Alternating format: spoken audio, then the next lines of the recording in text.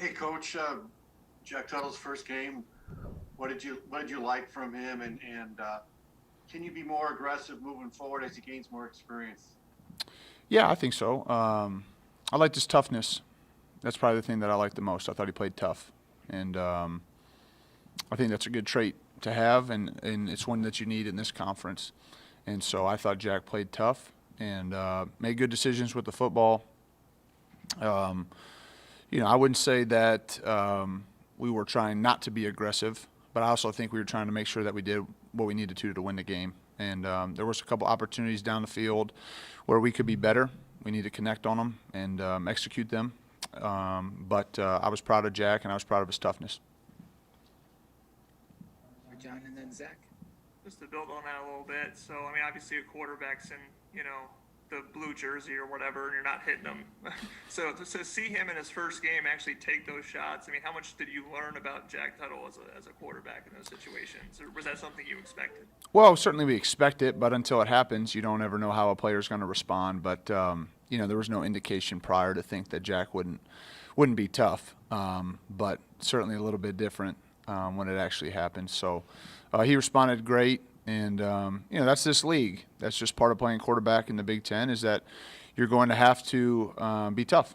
It's just required. It's really non-negotiable, and he was great. He did a good job of that. He hung in there. He took some shots, made some good throws, and did enough to help us win on the road. So he did a nice job. All right, Zach, and then Matt. Hey Nick, no screaming 2-year-old this week. Come on. But I just That was wanted to the ask you highlight. about My wife Ty. my wife thought that was really she really enjoyed that moment in the interview last week. So Well, he's downstairs. I'll go see if I can bring him up for later. But there you go. um, talking about Ty, obviously he's had some big games for you guys this season. But in particular, as you get Jack more comfortable in there, I know it's not as simple as just kind of throwing it up to him. But with the catch radius he's got, the ability he has to win one-on-one matchups so consistently. Just how much, I guess, of maybe a security blanket or just an outlet to give Jack that he always kind of knows if he sees Ty in a one-on-one situation, if he doesn't have anything else, that's still a good throw for him. How important is that? Yeah, I think that is important, and we had some opportunities Saturday. Truthfully, that's an area that I think Jack recognizes he could improve at. Just making sure that we give our guys some chances. Obviously we hit the one. I think was like a 35-yarder, which was a big play. We ended up scoring on that drive, and then Ty did a great job of just battling. I think we drew maybe 2 pass interference calls on some vertical throws down the field. So, that's a part of our offense, as it is. A lot of offenses that if you do get one-on-one coverage, you have to be able to beat it. You got to be able to throw and catch versus that, and it's an area that we can improve on. I thought there's been times this year where we've done a nice job, and there's been times where we could be better, whether it be in the protection or the throw or the release or whatever it may be. So Ty's had a great year, and we're going to need him to be big on Saturday. All right, Matt and Kevin. Hey, Coach. Caleb Jones came back first game, and he had missed the previous 3 games. Just your thoughts on how he did. I'm sure there's probably some mistakes like there always are, but just how did you feel about how he came back and maybe his conditioning level and just any rust that he might have shown when he was out there? Yeah, I think there were a few things that he would like back and would like to correct, but I think by and large Caleb did a good job. We didn't play that many plays on Saturday. That's just kind of the nature of the game. So there's only in the mid-50s. It wasn't 75 out. So the conditioning piece, I thought he did fine. I really did. And I thought during the week of practice, he practiced hard. And I felt comfortable that, as from a conditioning standpoint, because it is hard. You're out for a few weeks and you get back in and you're playing a big, strong physical front.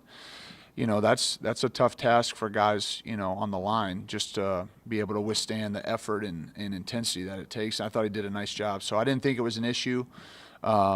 Like I said, the temperature probably helped, kept him pretty cool. But and we didn't have that many snaps. But I thought by and large he did a nice job. As you mentioned, there were a couple things that he could be better on, just like there is for everybody each game. But I thought Caleb did a nice job, and it was good to have him back out there. All right, Kevin, then Ken. Yeah, Coach, in the run game, we saw, obviously, Stevie Scott. We saw a little bit of David Ellis. Didn't see Tim Baldwin. Was there anything wrong with him physically, or was it just matchup or snap counter you alluded to, or what was the? Yeah, as I kind of mentioned before, there just wasn't that many snaps. There really wasn't. I think we had 28 snaps in the first half, and I think we ended with like in the mid 50s. And just the way that the game was going, I thought Stevie was doing a good job, and I have full trust and confidence in Coach Hart to kind of rotate guys through, depending on what we're asking them to do. So it just kind of is how it went. And I thought we did some better things in the run game versus a really good front. There were times where I thought we ran the ball effectively. They're I think statistically tops in our league in almost every defensive category.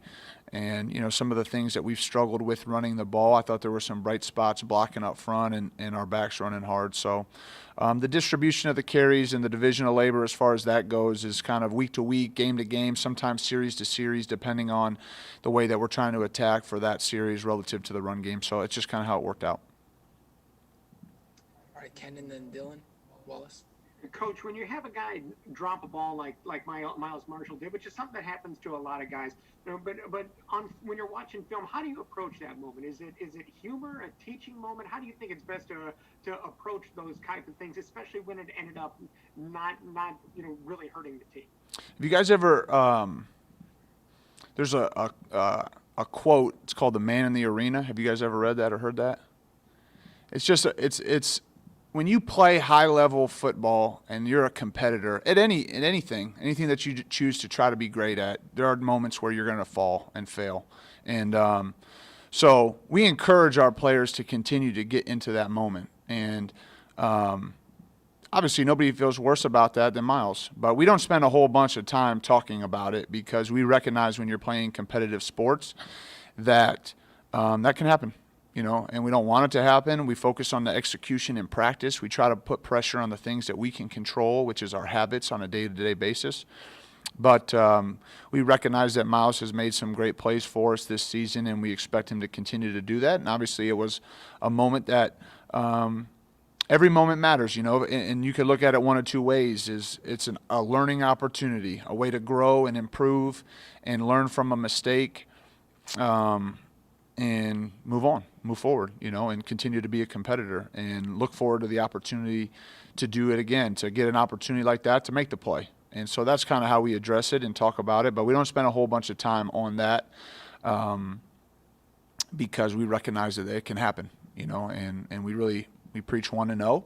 We address issues, we correct things that can be, corrected, but then we move on, we move forward. All right, Dylan, and then we'll wrap up with Zach. Which I'm just curious, is your thoughts, when Jack kind of goes down, he goes back to the locker room, Dexter's getting ready to come in, and then Jack comes sprinting back out. I mean, what was that kind of moment like for you? And I guess just what to say about the toughness he showed throughout the game. Well, it was a little bit like a movie. It was like, I thought Jack maybe tried to time it up. He was waiting in the tunnel and waiting until we were about the 90-second mark, and then he made the dramatic entrance, running back out. So we laughed about it after the fact, but I could tell, obviously there's precaution in the sport and making sure player safety is the number one priority. But when Jack initially went in to get, reevaluated, he was running in the locker room at the time. So I had a pretty good idea. I thought he was going to be okay. But, yeah, that was a moment for sure. But Dexter was ready, and I had confidence in him. And it's like, the message from Coach all week was the best team's going to win. And it's really about utilizing everybody on the team to try to score one more point than your opponent each and every week. And, the quarterback position is no different. So that was a good moment. I know Dexter was ready to go. We had already decided what play we were going to be called, and Dexter was going in the game, I think, with like 90 seconds to go in the TV timeout. Jack came sprinting out of the tunnel, and I think everybody was cheering him on and excited to see him back out there. So it was a good moment for Jack and for the team, and everybody kind of rallied and found a way to win the game. All right, Zach, last one. Sorry, I had trouble finding the mute button. I guess this is sort of a game prep kind of question and sort of a little bit bigger picture, but you talk about going into a game like Wisconsin where that how tough they are defensively, and I know that you never want to overly worry about the opponent and always kind of want to set your sights high, but do you almost approach a game differently when you have a feeling it might be low scoring, in the way that you kind of not just build a game plan, but talk to your players about the game plan to be able to say, listen, this is a game that we might need to really sort of knuckle down on the details. They're not going to give us a ton of opportunities, but it's okay if it's a low scoring game. This is how we manage that from an offensive perspective. I think that's a really good question. I think going into the game, we're always the expectation is that we score every time we touch the football. I think when you're in the game, you recognize and reevaluate how the game is going, and I think that's sometimes the difference between offensive and defensive coaches is that when you're on offense and you have the ball, you do have to manage the game. That's part of being an effective offense, is that you do the things that you need to do to help your team win, whether it be possess the football, whether it be flip the field. In the first half, I think we had 4 possessions, 2 of which we started backed up. I mean, it just what it was like 35 minutes. I felt like I was back in the locker room. It was very quick. And so you never go into the game, setting a limit on how many points you need to score.